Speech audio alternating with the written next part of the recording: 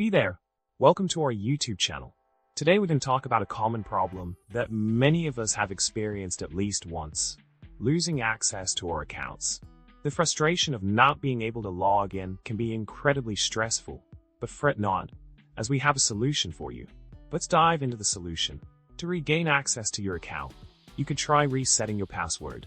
By clicking on the Forgot Password link on a login page, you can go through the steps to reset your password and regain access to your account.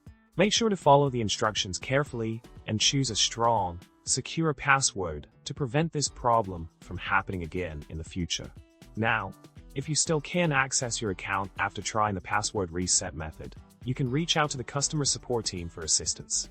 Explain the situation to them, and they will guide you through the necessary steps to recover your account. Remember, customer support is there to help you, so don't hesitate to reach out if you need further assistance.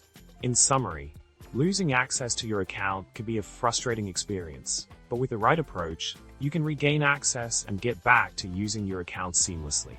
I hope this solution was helpful to you.